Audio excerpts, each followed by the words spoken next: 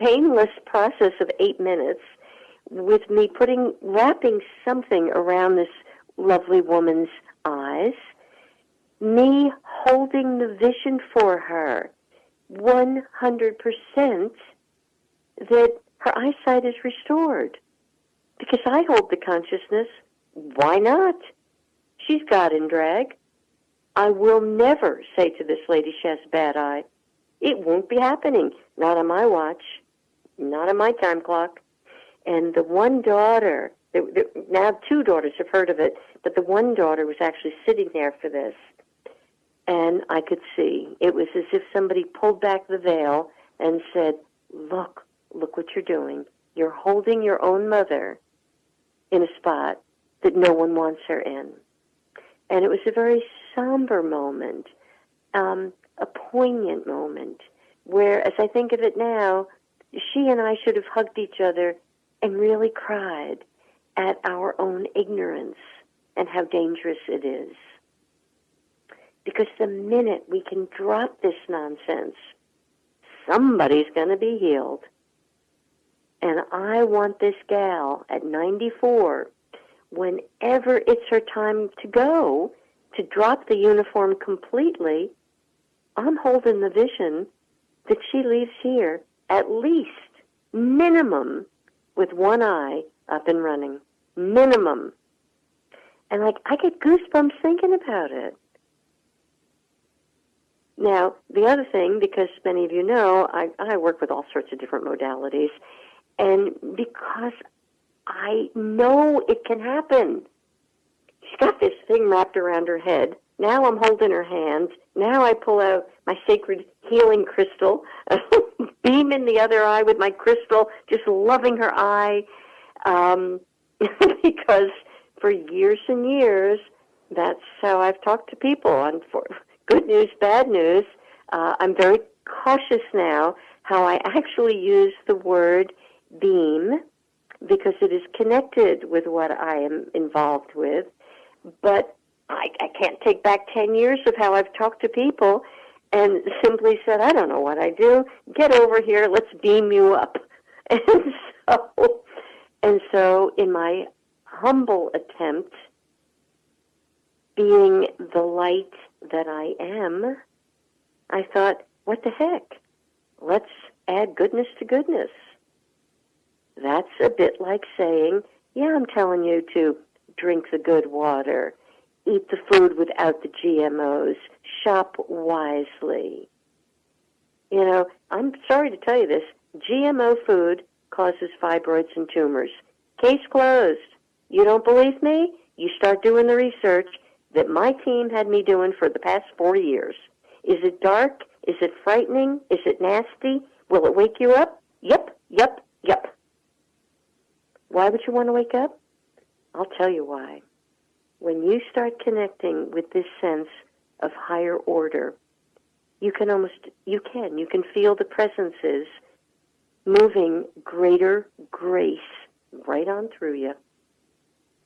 And all sense of separateness drops away.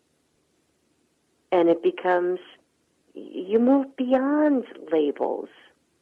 You move beyond right and wrong and good and bad and you're white and I'm black and I don't know about you guys, but I am so done with separateness.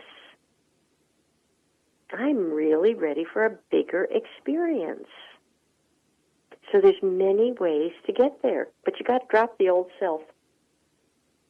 Really, it would have been lovely today for some of you to call in because I can almost feel like, oh, Elaine, what? Tell me what.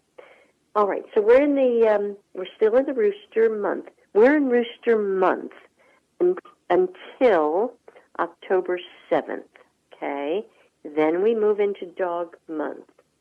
Let me see. I've so lost track of even what day it is up here. What people said to me, did you have any problems with Maria? I think that's her name.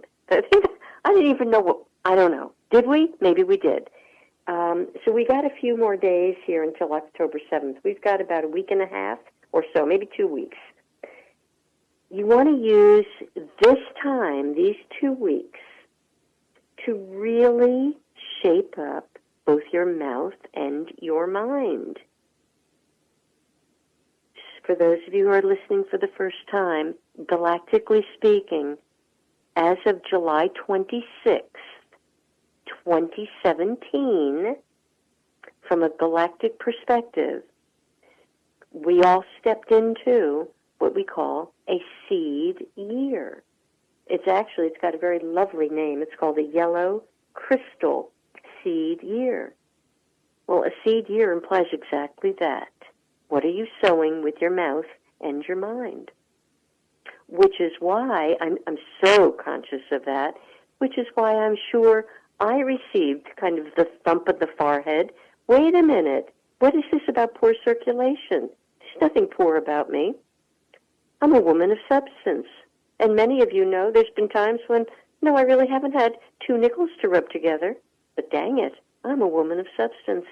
And you are men and women of substance. So what could be poor? There's no poor knee. And anything you've been calling poor or bad, that's even worse yet. I don't know which is worse. They're both a low consciousness. Would you please take some time today to apologize? You know, we've got Yom Kippur coming up on Friday. I'm quite sure it's coming up on Friday. Yom Kippur is the Day of Atonement. Oh, I wish Renee could tune in and go, yes, Elaine, you got it right. I'm quite sure it's the Day of Atonement. You ask for forgiveness. Where do you have to start with forgiveness? And what exactly does forgiveness mean? For those of you who have no idea what forgiveness means, would you please go on my website and order Spiritual Law, or contact me and order Spiritual Law, because it's a universal law. And of course, in this house of mirrors known as Earth, we got it backward. Forgiveness means give for. That was actually the original essence of it. Give up your old thinking and way of conditioned response for something new. Give the old up for the new. So, in my case, I give up. I forgive myself for a low consciousness of poor circulation. You know, some of these things become like a badge of honor, the red badge of courage. And it was a great excuse to move me to Florida in the first place in my 20s. Oh, poor circulation. I get to go into the warm. Oddly, okay, that's where I was meant to be. So it was useful, I guess. Although who knows what my destiny would have been without that marking. So we cling to these things. We keep honoring them. Oh, bad back.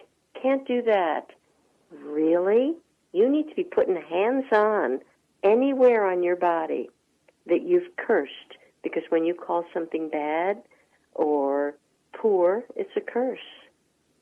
And under the law of blessings, what you bless, blesses you. What you curse, curses you. So it's very astounding to see these universal laws seep into the consciousness of, hey, kids, you're in a seed planting year. What do you want to seed? What do you want to plant? And I do get a little bit, okay, I'm really still learning patience. I'm really working on it. Sometimes I think, oh, I've mastered it. And other times, not so fast, kid. See, intellectually I know that wherever you are on your journey is correct. It is sacred. It is correct. The teacher of me, the part of me that holds you in the highest light, is like two parts. The teacher says, come on, 2 plus 2 is 4. Repeat after me. Come on, use it, be it, okay? And the knower of me becomes, I want so much for you. It's like that mother that wants to see you to be able to walk across that room if you've been locked into a wheelchair. I want to see that for you.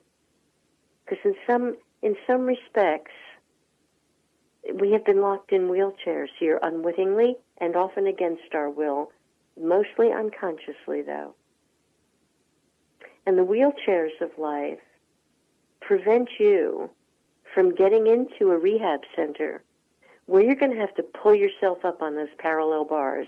And dang it, you're going to have to learn to stand up straight. And you're going to have to learn to put one foot in front of the other. Yes, it may be gingerly and sometimes painfully. When I first heard about this really astounding tool that I'm using, which was only 6 weeks ago, as I mentioned earlier, I went to their first training period. Now, I'm a pretty brave girl. I've gone against society most of my life in a very loving, gentle way, with complete heart open and really not in your face, just gentle, like, oh, let me ring that tincture bell on your knee so that you can walk, and let's try to see if that surgery could not be completely off the table for now. And dang it, that's always happened. So it was odd. When I went to this first training thing, I all of a sudden had that vision of, oh, here I have to pull myself up on these bars again. I actually had a pang of, I don't think I want to do this. I don't know what I'm doing. I want to go home. I got a life to live. So it was not comfortable. I'm not particularly comfortable in large crowds. They make me unhappy. I want to go and retreat and remember who I am, because I can remember better for them who they are when I'm at arm's length sometimes. So it was very uncomfortable, but it really gave me pause for thought that, hey, at all times, we're given an opportunity to pull ourselves up, maybe stretch a little bit more, maybe take that next step. You know, this year, from a feng shui point of view, for those of you who have studied with me a little bit of feng shui and get a sense of what I'm talking about, the energy field that resonates with the emotion fear is in the center of everyone's house and your body, because your body is the house you carry around. So you think your fear level might be tested this year? Yeah, certainly will be. So you may have to face the unknown and the uncomfortable. But it's the time to do that. Every time these, what's called the flying stars in feng shui, change position, and many of you know they change position so frequently it is almost laughable. But the biggest change, of course, is annually. And in 2018, it will change again, not at the beginning of January, but at the Chinese New Year. And that's actually when we make all of the feng shui adjustments to our physical body, to our house, to the property, and you blend that in with numerology and you're good to go. Maybe you're good to move. I know one girl that actually attended this whole gathering with me over the weekend. She knows I get sort of odd information at odd times, especially when I step away. And I simply called her and said, it wouldn't surprise me if you have the opportunity to move to California next year. So get your ducks in a row. And you know what her response was? Thank you, Elaine. I had that sense and didn't know how to, was afraid of it, but thank you. I got it.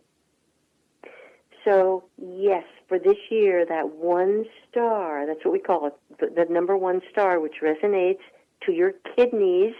Kidneys resonate to fear, corresponds to the emotion fear. So a lot of kidney issues this year, a lot of difficulty with purification in the body this year. People are having a tough time with purification.